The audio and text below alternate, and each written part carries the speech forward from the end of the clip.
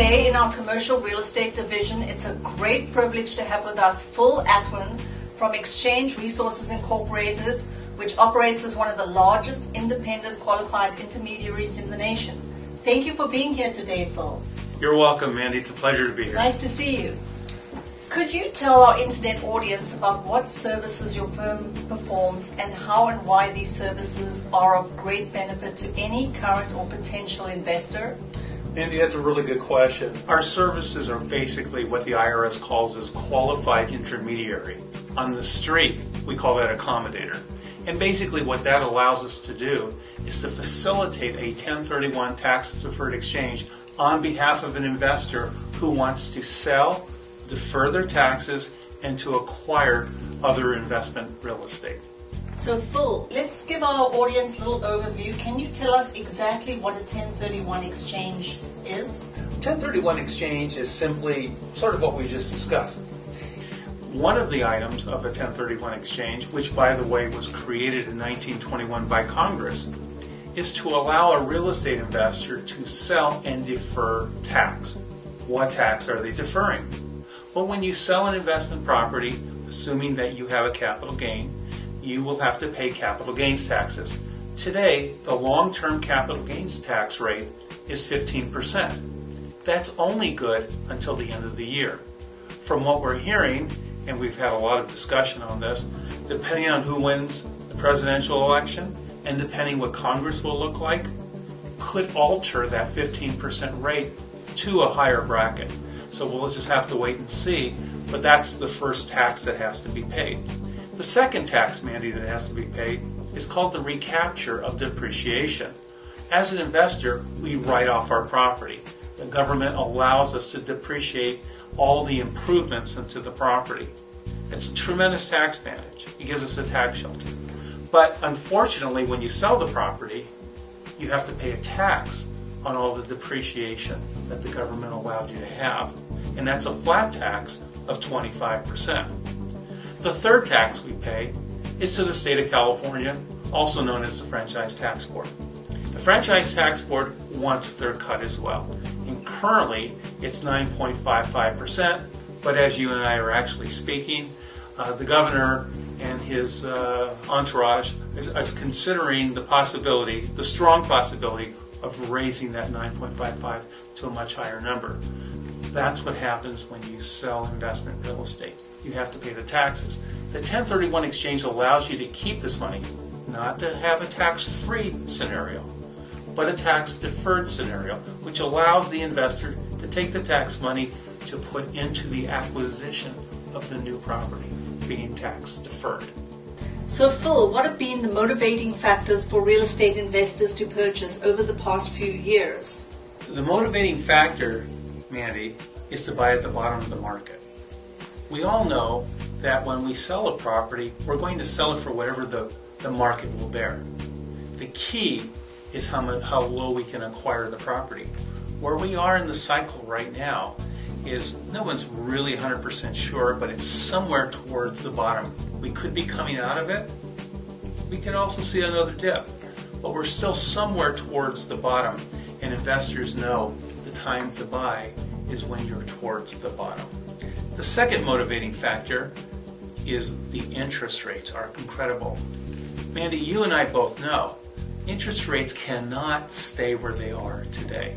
It just cannot keep that pace. Eventually, as our economy heats up, inflation will begin to raise its ugly head, and ultimately, interest rates are going to go up.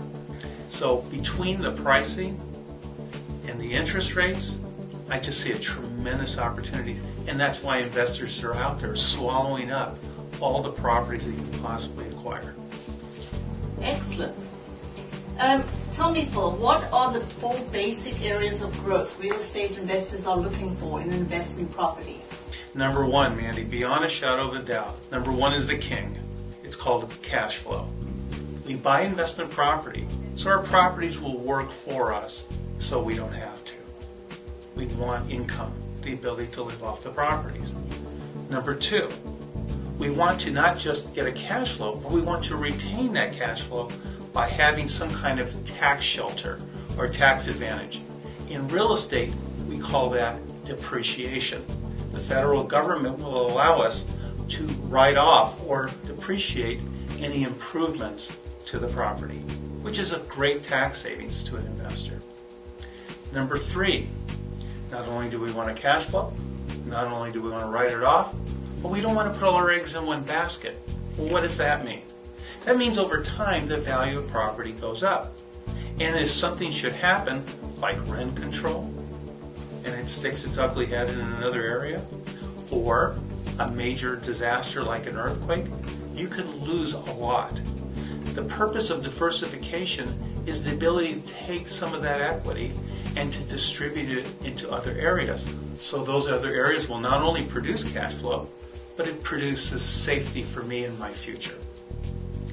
Lastly, the motivating factor of investing in real estate, and if you think about this, what other investment can you buy that you can buy without having to pay the full price for it? You can do what? Finance it, so you can leverage it. You can write it off. You can keep adjusting it and diversifying it. And then lastly, you want to watch it go up in value. I can't find another investment that can do all that. Absolutely. That really is great information, Phil. Now we know and understand that return on investment has been wonderful for those real estate investors that got into the market 12 plus years ago. Is there a method of calculating how hard their property is actually returning each year? Absolutely. You know, Mandy, something that we do, or we should do, at least on an annualized basis, is go to a doctor. See how the blood is doing. See how the organs are working. Make sure that everything is the way it's supposed to be. Unfortunately, we don't do that as investors with our investment real estate. We were wise enough to make a purchase 12, 15, 20, 25, 30 plus years ago to acquire the property, and we've had a wonderful return on investment. But the problem is, there's a lot of equity that's grown in those properties over the last 12, 15, 20, 25, 30 plus years. Shouldn't that equity be producing income? And what happens is investors, to determine how hard or how weak their property is working, they need to have a test. And here's the test. And this test they can, by the way, pick up on your website. Absolutely. It's number 1, how much income is the property generating gross on a monthly to annualized basis.